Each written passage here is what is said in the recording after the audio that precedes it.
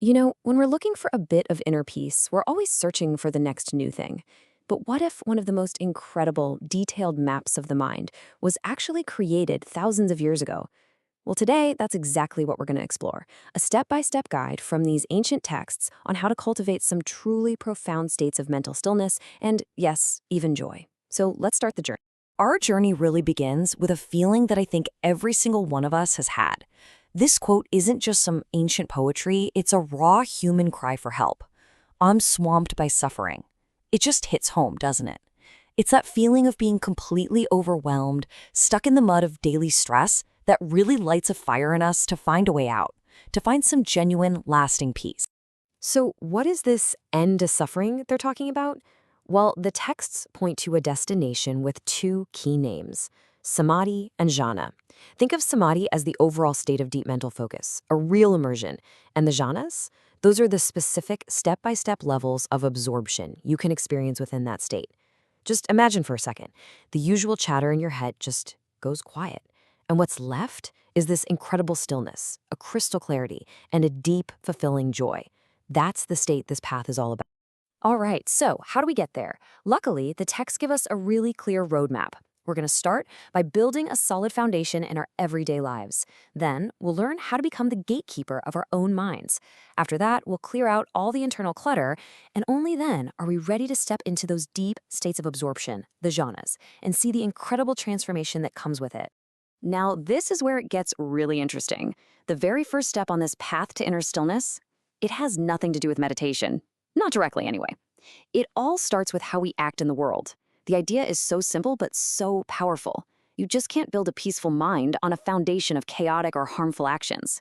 The journey inward actually begins with our conduct outward. This just goes to show how practical this whole approach is. See, things like harsh speech or being dishonest, they aren't just bad habits. They actually create these ripples of agitation and guilt in our own minds. But on the flip side, when we act with kindness and integrity, we're fostering a mind that's naturally calm, a mind that's free from all that baggage. This isn't about being judged, it's about training our own inner stability for what's coming next. Okay, so with our external life providing a stable foundation, now we turn the focus inward. We're moving to the very gateways of the mind, our senses. I mean, think about it. How do we deal with the constant flood of sights and sounds and information that's pouring in every single moment? This is such a crucial point. The goal isn't to lock yourself away from the world, shut your eyes and plug your ears. No way. It's way more subtle. It's about learning to experience life, to see things, to hear things, without letting every little thing hijack your attention and your emotions. It's about seeing, but not getting caught up in the whole story that your mind wants to spin around.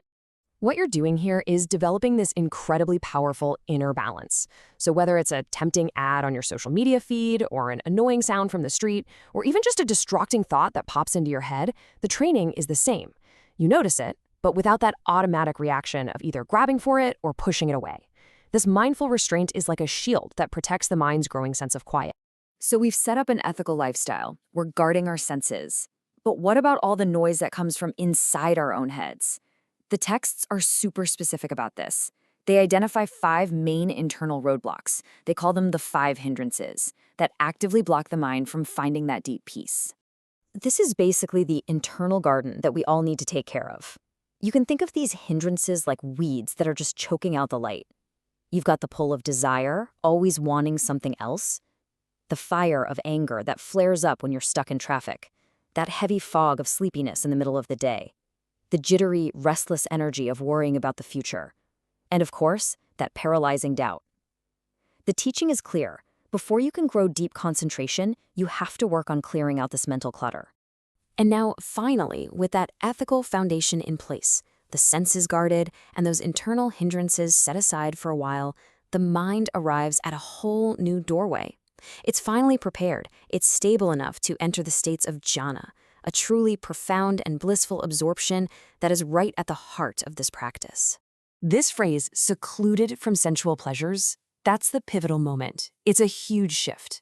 The mind, which is normally pulled all over the place by the outside world and distracted by its own drama, can finally turn inward.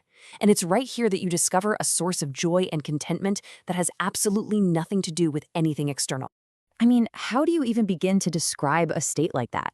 The texts use these absolutely beautiful images, this simile of a mountain lake.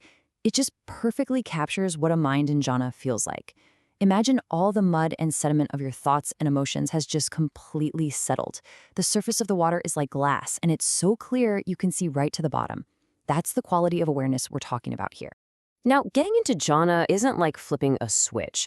It's a deepening process. In that first stage, there's this amazing rapture and bliss born of seclusion.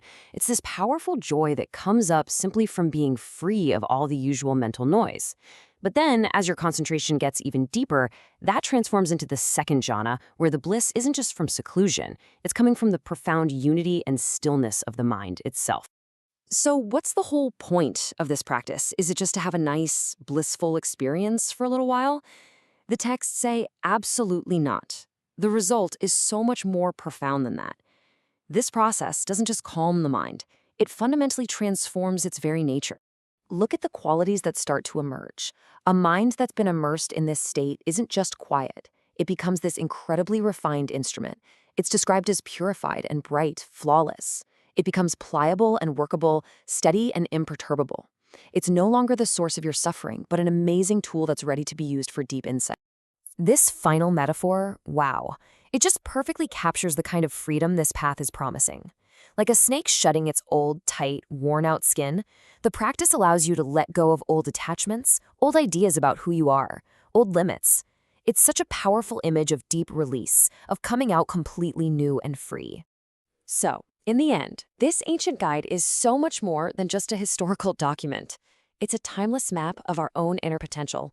It lays out this clear, systematic path from a place of suffering to one of profound peace and clarity. And it leaves us with one essential question. The map has been laid out for you. What will you discover in the territory of your own mind?